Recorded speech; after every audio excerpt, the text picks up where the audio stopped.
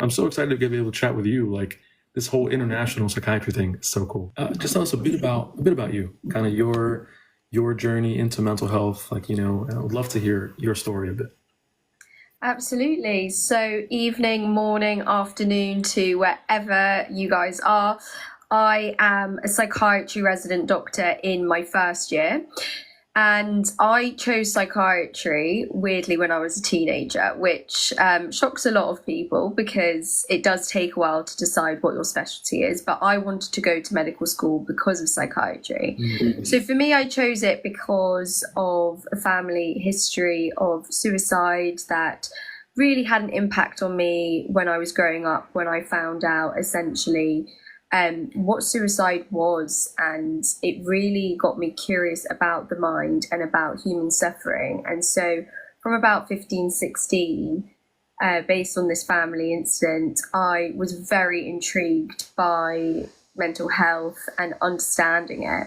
So that's why I wanted to pursue psychiatry. I didn't get into med school first time round and persevered. And in the UK, just to say, we do things from an undergraduate level and a postgraduate level. So you can go to medical school aged 18, or if you don't get in first time round, or you haven't figured out that's what you want to do as a career, you can do it postgrad. And I obviously know that in the States, you do your undergrad and then you go to medical school. So it was based on that family experience that I wanted to pursue psychiatry. During medical school, I tried to be as open-minded as possible, but everything psychiatry still took my fancy. I was going to psychiatry conferences, really enjoyed my psychiatry med school placement, especially as I went to an amazing inpatient child and adolescent ward where there was inpatient yoga. And I remember thinking, wow, this is incredible. And one of the patients, the young people, was being discharged that day and they threw a tea party for her. And I just remember thinking, wow, this is incredible. Mm-hmm. I have found out since it was a particularly good ward, and I don't know if it's the same in the States, but there definitely are different pockets of practice around the country based on resources. Anyhow, so then I kind of entered the lived experience chapter, which was something I never thought would happen to me, as I was so fascinated about helping others look after their minds. But lo and behold, as it happens to many, I did along the way forget to look after my own, or kind of lost that connection. So halfway through medical school, I experienced a depressive episode that really just shocked my whole system, and I nearly didn't make it back. We can go into it more later on. But eventually I did get the help after a lot of self-stigma and not wanting to see my GP and go on medication. And I did make it back to complete my final 2 years. And then I did what's called the foundation program. So I guess it's an equivalent to residency in the States. It's 2 years here in the UK after med school. And you have to rotate around all different specialties every 4 months over those 2 years. And you can rank what jobs you want to do. So I ranked psychiatry, and I also did geriatrics, surgery, too much surgery, to be honest with you. I did 8 months of it, and it was very surgery. It's too much surgery. But learned a lot about kind of conflict resolution, people management, dealing with high pressure situations, character types. It was an interesting learning. But anyhow, after I completed Sorry, what? There's conflict in surgery? I would not... I know, it's like super drama free. Like they all just hug and compliment each other and, parties. No drama. After those 2 years, I then took the exam to specialise in psychiatry, and I decided I didn't want to go straight into it. So I took a year out last year, locumed, and then also did a transformational life coaching qualification and some media work and other just bits and bobs, really being free. And then this year I started my specialisation in psychiatry, so back to night shifts on call and not having much autonomy over my timetable. And that is kind of me in a nutshell. I'm super passionate about mental health advocacy and the sharp end of psychiatry, talking about severe mental illness, but also talking about personal development and coaching and all things nutrition and lifestyle as well. What do you think makes it hard for folks who are caring for other people to care for themselves? It's such a big question, and I think I can obviously talk from my own personal experience, but also from the hundreds of conversations I've had with doctors who have confided in me with their own struggles. I think we are conditioned in medical school as early as that to have this us and them attitude with patients. So it's very much a case when you're learning about the patients that you are separate from them because they are the object of your study. And unfortunately, I did a medical history degree as well, halfway through med school, and we see that that has been part of the history of medicine, and especially white medical men, centuries back. And patients were very much seen to be objects and to be passive, and we took a patriarchal approach where you told the patient what to do and they were grateful for your advice and they couldn't really object. And we've seen a complete and utter kind of disruption of that now that we see the patient as the consumer, and they shop around for different doctors, and they're really into wellness and they question the evidence and they say, "Doc, should I be eating this?" and all of that. So I'd say like the first point is just historically and through our conditioning with teaching, and even down to like how we learn anatomy on an Davo, it is seen as that us and them different world. They have the disease state. We are helping them with their disease state. I feel like sometimes people give me a pushback around that and say, has the pendulum swung a little bit the other way? Right. I was reviewing this one study from JAMA about trust in doctors, and this I think was more US based. Not, I don't know how people trust docs in the UK, but we're having this discussion as well. They don't. Everything is like, I'm such a consumer that this has now become McDonald's, right? It's like, can I trust my doctor at all? Do you think there's a balance there that we want to strike between being so paternalistic and saying, you're the patient, I'm the doctor, listen to me, versus, hey, I'm coming in, I'm ordering an Adderall with cheese, and you let me know if you can prescribe it to me. If not, I'll go to the next guy. Yeah, I think that is honestly such an incredible topic of conversation, and one I'm deeply passionate about, because just last Monday I held a nutrition misinformation conference online where we discussed exactly this issue of why patients and the public are so confused as to where to go to nutrition information, and why they've lost trust or interest in going to people with qualifications, that there's so much appealed to go to fitness influencers or celebrities who will tell them what's worked for them without any sort of evidence base or actual credible qualifications. So I believe it's a huge problem and very nuanced, because I look at it from the two subjects of nutrition and mental health, because those are my two big interests. So with nutrition and with mental health, they're both very emotive subjects, and we all need to eat, and we all have emotions, and we all struggle. Therefore, that leads to many people who have experiences in these domains feeling, well, I've had this experience, so I'm going to be able to educate others, advocate for others because of my personal experience. And if it worked for me, it will work for others. That's a huge generalization. Of course, there are experts by experience who are so sensible and will always preface what advice they give by saying, this worked for me, and medication worked for me, it may not work for you. But with the social media Wild West, we do see a lot of people just giving so much advice that is completely unevidence-based. They might not have even used the advice that they're talking about. And we know that there was a study that showed that actually a lot of fitness influencers have eating disorders or disordered eating that they don't disclose themselves. So it's a very tricky place for people to know what's true and what's not. And I do think, unfortunately, the pendulum has swung too far, and there's so much noise on social media. But at the same time, what I'm really enjoying seeing is people like you and other amazing healthcare professional content creators. We've got Dr. Mike in the States, and we've got Dr. Karen Radran here, who's our huge kind of social media doctor sensation.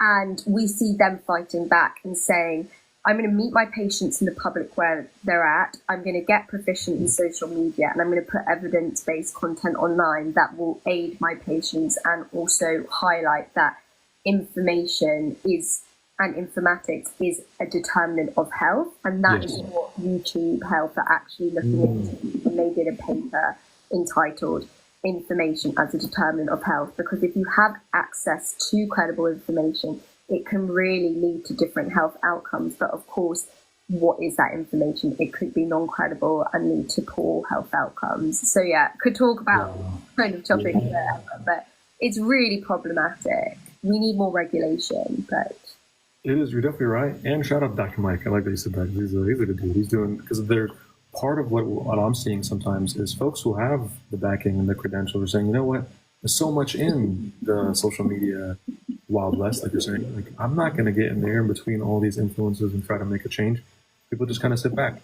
But here, you know, anyone who's joining in this conversation with us, you've got 2 trained docs, you know, people who actually did the whole thing, the med school, the whole nine, and are able to take time and, you know, share quality mental health information with you, which is, I think, part of the joy for us on the clinician side is that we get to listen and learn. This is I've got a question for you, Dr. Mena, to learn from you. So you do a lot around educating the public and professionals on what is best practice in terms of doctors getting on social media. So it would be great if you could kind of share your best practice and then also some examples. You don't have to call people out of where you've seen doctors really be part of the problem when it comes to misinformation.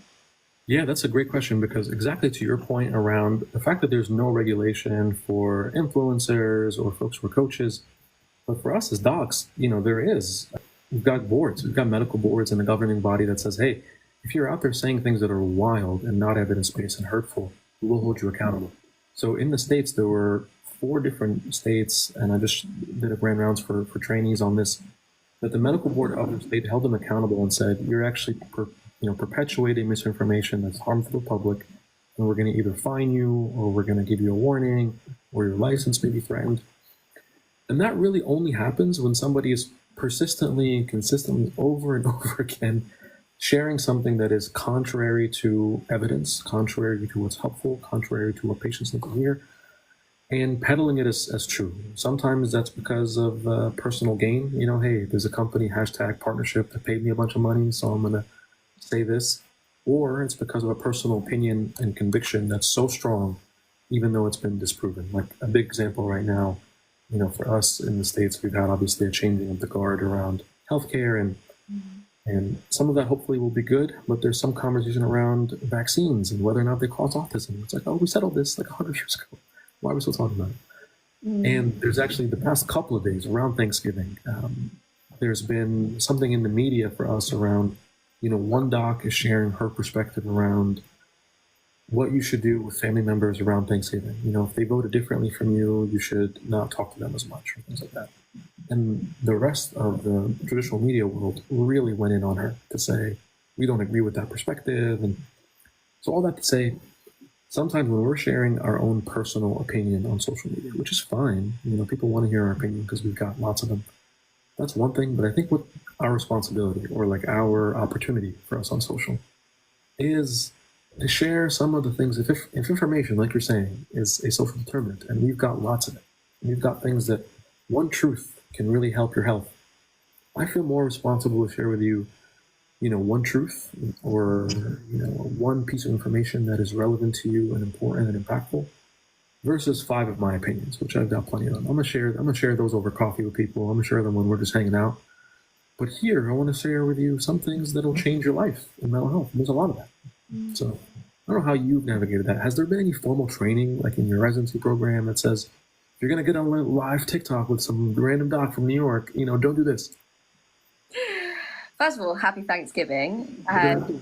Totally You guys have that? Is that a UK thing too, or is it us? Not at all. But I've got a lot of family in Texas and stuff, and I did wish them. But so wishing you now. But yeah, we don't have any formal training. We have, our governing body is the General Medical Council, GMC. There's like a PDF of guidelines that are very vague and quite intangible, I would say. They're helpful, and it's good that they've recognized it and created the piece of paperwork, but it's not very tangible.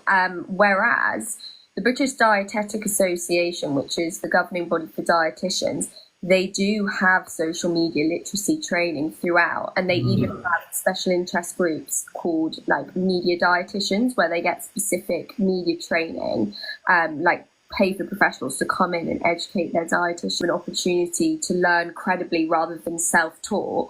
And I'd say that actually what's quite interesting is that media doctors aren't that respected in the UK. And I don't really know how that is in the States, but a lot of the time, and I don't have this opinion at all, I adore so many of the media GPs that go on the news. But a lot of the time, like I'll say to quite a senior doctor, oh, this top GP, and I'll say their name. I'll be like, they're not a top GP, Ali. They're just on social media, and they just have loads of followers. And I was like, okay, all right, fine. We have a different definition, and I think they're doing a lot of good. And this is why I think you and you can tell me why you're on social media, but I can only see X number of patients a week. You can only see X number of patients a week. Social media allows you to see 5x squared. It's exponential, the number of lives you can affect through good quality psychoeducation and good information. So that's why I think it's so important. But media doctors are a kind of like, oh, you're not that serious. I don't know what it's like for you in the States. Yeah, I've definitely seen that. You know, what's funny? I was doing a news segment the other day, and the anchor, I mentioned to her, I said, oh, you know, I talk to my patients about XYZ. And she's like, you really talk to patients every day about this stuff? I'm like, yeah, I'm not a talking head on a TV. You know, like we're clinicians doing clinical work. So sometimes the news world doesn't really expect to see the fact that we're doing clinical work. And then sometimes, exactly like you're saying, within the healthcare space, it's like, oh, here's the person. Like, for example, I'm sure you've seen this guy, the ophthalmologist, Dr. Glockham Flacken something. He's got a funny name, but he's like a really funny comedian and does funny ophthalmology videos. Okay. Maybe you've seen, you know, this sort of comical ophthalmologist, the New England Journal just asked them to make videos to illustrate, you know, their studies. Because obviously studies are so boring to read and to have to digest something that's heavy medical information. And I think it was they're the New England Journal of Medicine, right? It's a big, you know, premier thing. And they just started to recognize, as hopefully more journals would as well, is that this divide between clinical medicine and internet medicine cannot exist. You want to be able to be where patients are. And if you're a doc who went to med school, and whether you're still in training, which is amazing, or you finished training, which is amazing, there's a lot that you can offer there, and it doesn't discredit you. It doesn't make you a media personality, you know. And I think you and I are trying to work in that as well. Some folks, like you mentioned, Dr. Mike, like he tells me, you know, he continues to see patients for that reason. He said, I don't want to make sure that people don't look at me as a YouTube guy. I'm seeing patients every day. It's so interesting, and I kind of don't judge either. We have quite a big social media doctor here called Dr. Alex George, and I think he's the most wonderful mental health advocate. He's responsible for a campaign called Post Your Pill, and he takes antidepressants for anxiety, and he started like a whole campaign around that. And he went on Love Island, which, do you know Love Island? Okay, just checking, because obviously if you didn't, I'd be a bit worried. But I thought, oh my God, I'm going to explain Love Island. So he went on Love Island initially and got his platform and then used it for good. And some people don't, you know, when people just talk about people, don't take him as seriously because of that. And I don't really know what I think about it. I just think he's a wonderful mental health advocate. But I guess, you know, there is a lot of nuance with kind of reality TV doctors, and going on the news is different to going on reality TV. So there are definitely differences.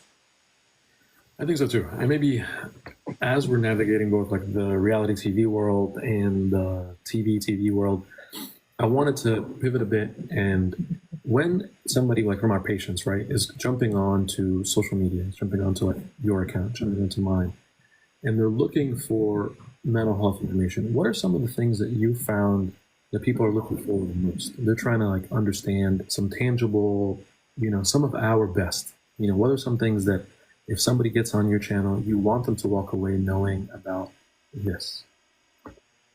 So I want people to walk away knowing that all treatment is okay, and you might need different treatment based on where you are in your mental health journey. It's because someone you know is doing only therapy and hasn't gone down the medication route doesn't mean that there is anything wrong with it. And I always just say to people that your mental health recovery is completely personalized. There's no one size fits all. It's also based on where you're at in that trajectory. So what I use as a metaphor, which I found really helpful when I was going through it, was when I was in crisis mode and I was gone too far to be able to successfully engage in talking therapy because physiologically my system had shut down. I wasn't sleeping, eating, etc.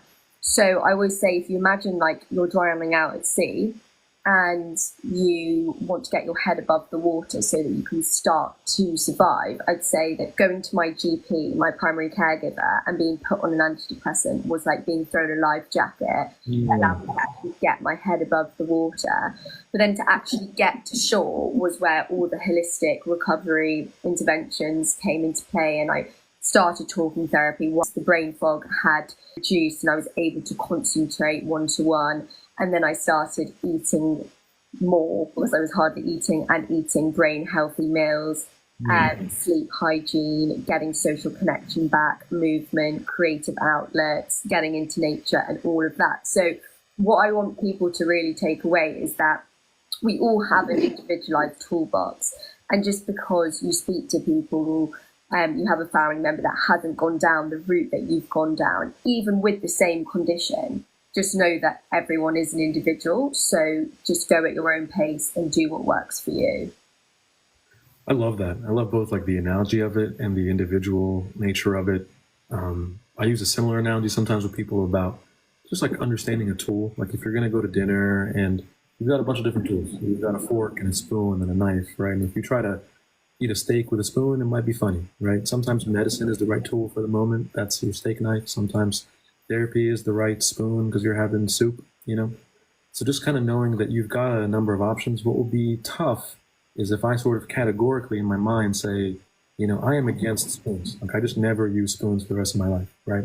And some folks talk about that with medicine, say, oh, I would never take medicine. It's like, well, the situation might sort of call for that. And I think Kathy asked this question I want to get to as well. She asked, you know, how do you manage emotions and intrusive thoughts? How would you say that? How would you say if somebody's having these intrusive, and to define that for folks maybe who are joining, an intrusive thought is a thought that is intruding or coming in when you don't want it to. It keeps coming in, whether that thought is an anxious thought or a worried thought or a depressed thought. What are some ways that you've guided patients so far through an intrusive thought? I think it comes back to metaphors again. Think of these intrusive thoughts as a phone ringing. And the phone can always ring. We'll always have intrusive thoughts or random thoughts just coming through our head, just like the weather system, always changing. And it's your kind of skill set through going to therapy and through better understanding your psychological system that will allow you to get some distance away from those thoughts and say, I'm not going to pick up the phone. I'm not going to pick up the phone right now. I can't control that it continues to ring, but I'm not going to pick up the phone right now. And I think that's a really helpful piece of advice because it allows you to actually get that kind of metacognitive distance where you can just kind of see the thought, get some distance away from it and say, I don't need to actually add meaning to you right now. And just because I've had a thought about pushing someone over, you know, we all have these thoughts. It doesn't mean I'm going to do it. And it doesn't mean I am that thought. And then it makes me a bad person because I've thought about doing something not very nice to someone else. So I think that's can be quite helpful, but everyone will have to kind of find their own metaphor and imagery and to kind of create the goal is to create the distance between that intrusive thought, and then over time hopefully the frequency will reduce, especially when you're in flow and being able to distract yourself in everyday activities.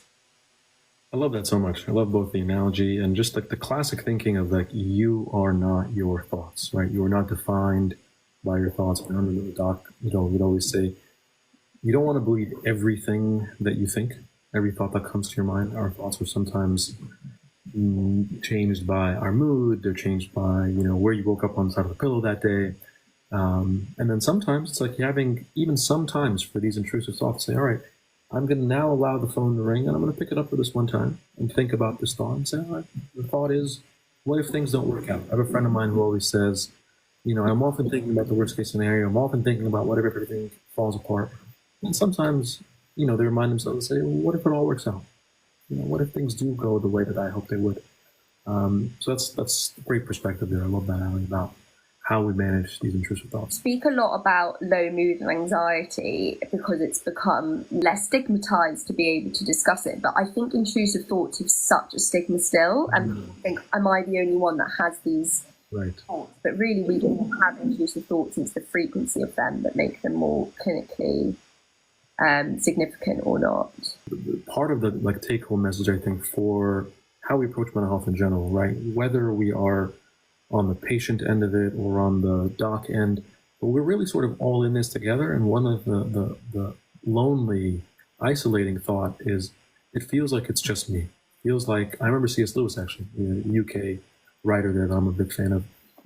He would talk about how this is part of how friendship sort of develops, is that two folks are in the room and you say, oh, this for you as well, I thought I was the only one. Right? And that sort of camaraderie around our humanity is part of where we come together as friends, as humans.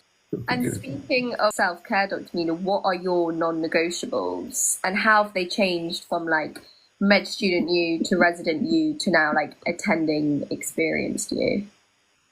Yeah, I love that question. Whether it's med school me when I was studying for step 1, 2, and 3, and 4, and 5, and all the things that we have nonstop exams. One of the big things for me has been sleep. Trying to make sure that I actually rest, which is like a tall order when you're on nights or when you're on call and doing all these things. That, as well as social and spiritual connection, like being able to be with other people, being able to have sort of my soul filled, was a big thing for me throughout training. We're in a lifelong learning process of, folks who want to helping other people. And the last sort of non-negotiable for me actually is that mindset of thinking, I get to be able to learn something to help other people. I get to be connected to others and see how we can have the privilege of walking into a room and having someone give you my full self, their whole world, and say, here's my most vulnerable, my most painful. So that's an incredible thing that if I think of it at any point as something besides a privilege, I try to fix my mindset there and say, this is a beauty, So that has really always helped me. What were some of your non-negotiables over time and how they've changed? Yeah, so I came off nights last week, so I still feel what's going on with my body? And I guess that's where your kind of self-care gets put to the test. So for me, like you, sleep has been such a non-negotiable for me. And throughout the first half of medical school, before I became depressed, sleep was the bottom of the pile for me. It was the classic toxic mindset of I'll sleep when I'm dead. And then I just realized obviously how much it impacts my mood, and it actually makes me less productive. And I always had the mindset of I don't need to sleep because I want more hours to be more productive. It's just so backwards. Social connection, nature, and I'd say good food are probably my non-negotiables. And I really try and stick to 80-20 when it comes to having a brain healthy overall dietary pattern, because I've seen such an impact on my mental health, but also on my irritability and productivity. And obviously the research is just forever evolving in the space of nutritional psychiatry. So meal prepping, having an addition mindset with food. So not thinking about what do I need to restrict and take away, but if I'm eating a big bowl of pasta already, can I add some veggies into it? And can I do a swap where I swap the white spaghetti for whole wheat spaghetti, and just kind of simple things like that. Those have been my non-negotiables, and getting out into green space, because otherwise I'm too up in here. I love those. And I would say one of maybe the last non-negotiable that we'll have is just being able to have things like this, where we can sort of be all in together from across the pond. I'm just so grateful that we were able to have time together, get a chance to hear about how things are going at the UK and a little bit of, where things are in the States. And hopefully this is the first of many lives where we get to chat. Absolutely. And such a wonderful conversation. And thanks to everyone who's interacted, asked questions, etc. Awesome. Well, thank you so much, Ali. Thank you for those who joined. And we'll see you guys soon. See you guys soon. Bye.